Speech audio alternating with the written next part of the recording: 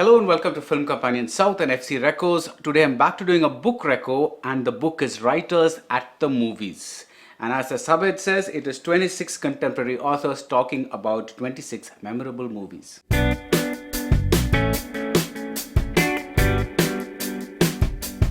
I'm just going to name some of the authors. Julian Barnes, for instance, he writes about Madame Bovary.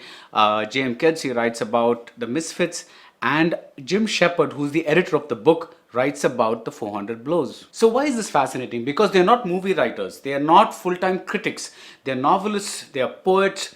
Their engagement with the medium comes from a very different dimension. As the editor Jim Shepard puts it, what you see here is the best sort of intellectual plays. The essays make you want to go out and watch these movies all over again, and they make you also want to go out and read the books that these authors have written. These essays suggest that fiction writers and poets may be, in a way, the most ideal respondents for films because they are distanced enough for critical detachment, and yet they are fans. They are actually innocent about the critical apparatus, some of them are, and so they can experience the emotion without too much analysis, and yet they are aware about art. They know how form produces meaning. Now I'm going to go off on a bit of a tangent and talk about something that happened in the comment section of the last book reco, where people said that they couldn't get the book, the affordability factor was a problem and things like that.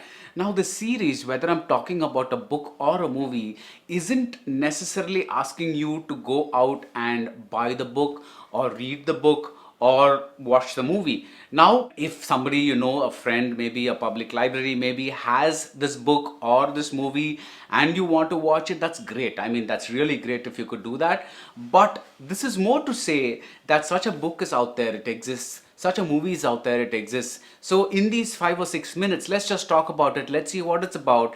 And maybe you can just file away that information, and tomorrow if you feel like watching something, then just go ahead and do that. Or tomorrow if you feel like reading this book, or at least like Googling it up and seeing if there are some free pages on, on Google. Sometimes they have that on Google Books and things like that. There are a lot of ebooks that you can download freely. Maybe this could be the incentive for that. Even if you don't want to get into illegal ways of getting these books or movies, there are many legal ways out there. You might not get these exact books, but in searching, you might find something else that is similar. So I'm just saying, don't get hung up on the fact that I'm asking you to read this particular book. That's not the point. The point is more like, let's just talk about books and movies and, in a slightly different way, in a way that people that love books and movies talk about. Anyway, back to the book, which I bought on June 22nd, 2002. I know this because those days I used to write all this stuff down.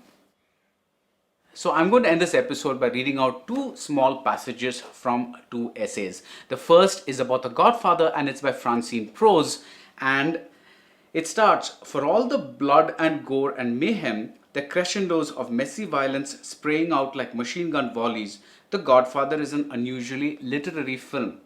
It assumes what has been mostly the prerogative of fiction, the staging of 2 parallel dramas, the drama of the plot and the simultaneous tragedy. The time is working out all on its own, like Lampedusa's great novel The Leopard, like Garcia Marquez's Love in the Time of Cholera, like certain stories of William Trevor and Alice Munro.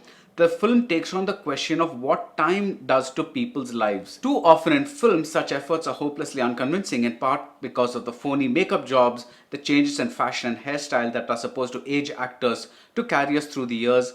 But The Godfather achieves this effortlessly by beginning at the moment at which the characters are poised on a brink and hardly have to age at all in order to change an enormous amount. These changes are accelerated by the sheer numbers of deaths, the amount of bloodshed, and in Michael's case, by experience, saving a father from assassins, assassinating 2 men in a neighborhood restaurant, losing a wife. And the second passage is by Salman Rushdie, who writes about The Wizard of Oz, and it is one of the most delightful essays I have ever read.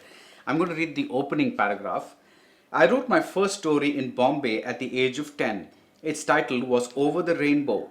It amounted to a dozen or so pages dutifully typed up by my father's secretary on flimsy paper. And eventually it was lost somewhere on my family's mazy journeyings between India, England and Pakistan. Shortly before my father's death in 1987, he claimed to have found a copy mouldering in an old file, but despite my pleadings, he never produced it, and nobody else ever laid eyes on the thing. I've often wondered about this incident. Maybe he didn't really find the story, in which case he had succumbed to the lure of fantasy, and this was the last of the many fairy tales he told me. Or else he did find it and hugged it to himself as a talisman and a reminder of simpler times, thinking of it as his treasure, not mine, his spot of nostalgic parental gold. As a movie critic, sometimes you just wish you had the time. I'm not saying I could produce a phrase like nostalgic parental gold, but at least sometimes you wish you had the time to kind of craft your words as diligently as writers sometimes do. So I hope that gave you a taste of the book. See you in the next episode of FC Recco, and keep watching Film Companion South.